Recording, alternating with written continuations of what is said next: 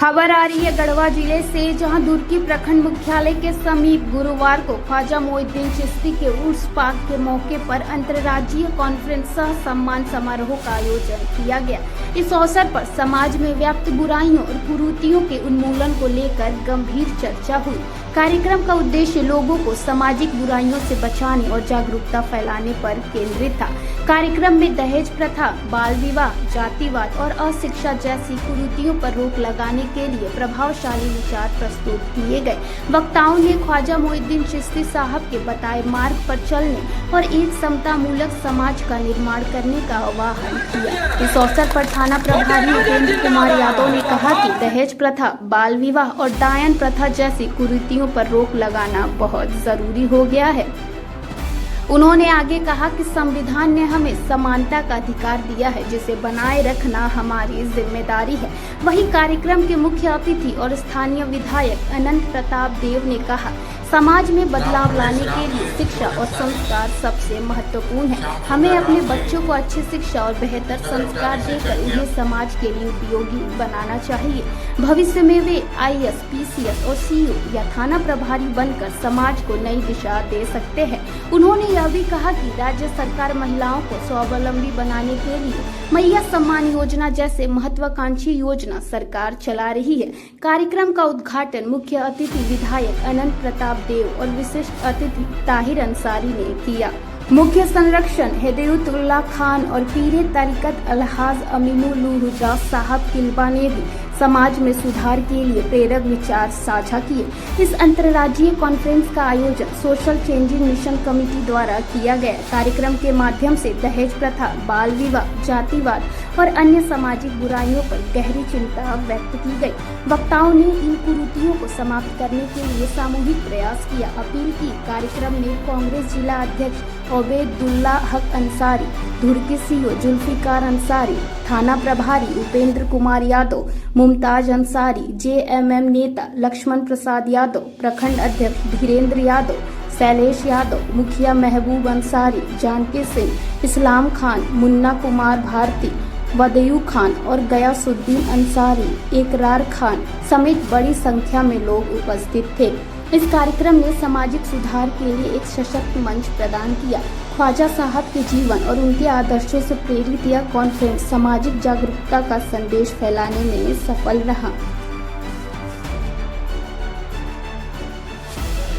आज अंतर्राज्यीय कॉन्फ्रेंस सम्मान समारोह में उपस्थित माननीय इस क्षेत्र के लोकप्रिय विधायक श्री अनंत प्रताप देव जी उर्फ छोटे राजा जी, साथ ही साथ यहाँ इस क्षेत्र के तमाम गणमान्य लोग, बुद्धिजीवी लोग, माताएं, बहनें एवं बच्चे जो सभी उपस्थित हैं इस कार्यक्रम में, आप सभी को मैं सादर धन्यवाद देता हूँ। मैं इस मिशन कमेटी के द्वारा आयोजित इस प्रोग्राम को कराने के लिए मैं इस पूरी मिशन कमेटी को बहुत बहुत धन्यवाद देता हूं। मैं अपनी जीवन में यह पहली बार देख रहा हूं कि किसी ने समाज का उत्थान के लिए इस चर्चा के विषय पर हम ज्यादा बात नहीं करेंगे, लेकिन इतना जरूर कहेंगे कि आप यहाँ से जाएं तो अपने बच्चों को पढ़ाइए, लिखाइए, सिखाइए, अच्छे रास्ते पे चलाइए। जहाँ तक अभी मैया सम्मान योजना के बारे में हम चर्चा कर रहे थे, मैया हमारा प्रखंड की आबादी लगभग 55,000 है।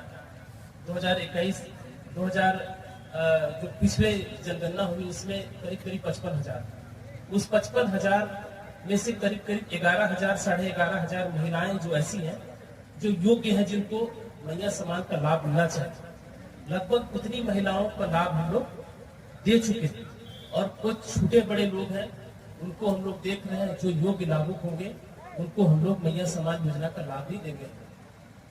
तो आप लोग अस्वस्थ रहें। माननीय का हम लोग को निर्देश प्राप्त होते रहता है, कभी फोन पे करते हैं, कभी अभी भी हम लोग को बता रहे थे कि कहीं कमी हो तो हमसे भी मदद लीजिए और जितना हो सके लोगों तक लाभ पहुंचाने का काम कीजिए। माननीय का बहुत सारा अभी पनघटवा में डैम में कुछ लोग डूब गया था, उनकी मृत्यु हो गई थी। सर ने हमको फोन किया कि नहीं देखिए उन लोग को अनाज दीजिए, उन लोगों को जो भी सरकारी योजना के तहत लाभ मिलता है वो दीजिए।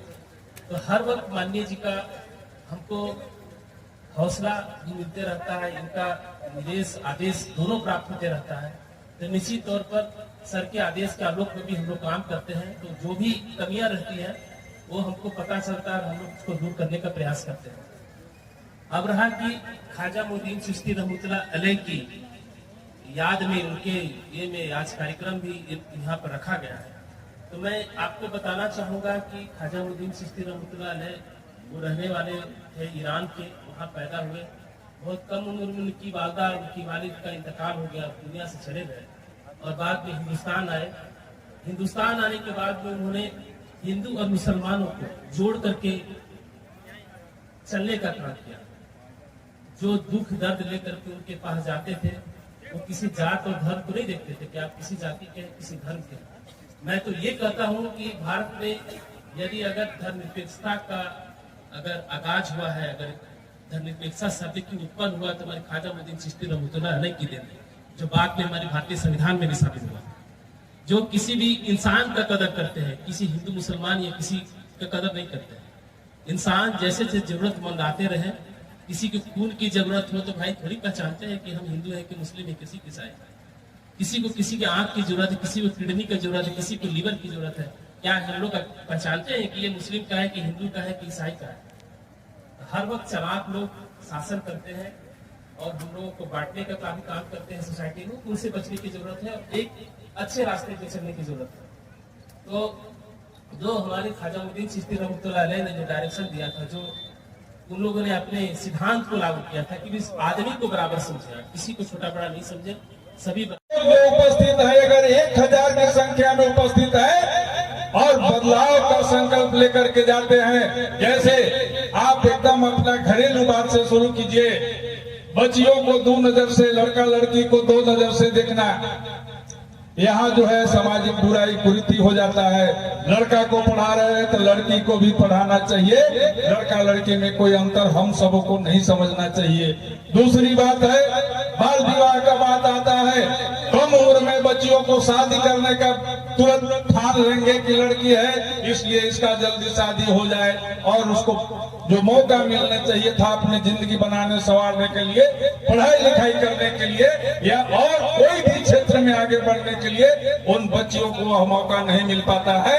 तो बाल विवाह के प्रति भी हम लोगों को सजग होने की जरूरत है। जब उम्र हो जाता है तब जाकर के हम लोग उसका शादी करें। उससे अगला कड़ी में अगर हम लोग बात करते हैं तो इस क्षेत्र में अंधविश्वास भी बहुत फैला हुआ है। आप जहाँ भी देखेंगे कहीं न कहीं घूम फिर करके थाना तक भी बात आता है। डायन प्रथा, भूत, डायन, ओझा, इस तरह का अगर है तो हम लोग आपस में भ्रमित होकर के भ्रम में पड़ करके लड़ते रहेंगे, करते रहेंगे और पसीना का गाढ़ी कमाई कोर्ट में वहीं पहुंचाते रहेंगे। इससे बचना है तो निश्चित तौर पर अंधविश्वास को बचना होगा। इसके आगे का बात यदि करें, बहुविवाह, आप लोग भी इस बात को सुने होंगे, जानते होंगे।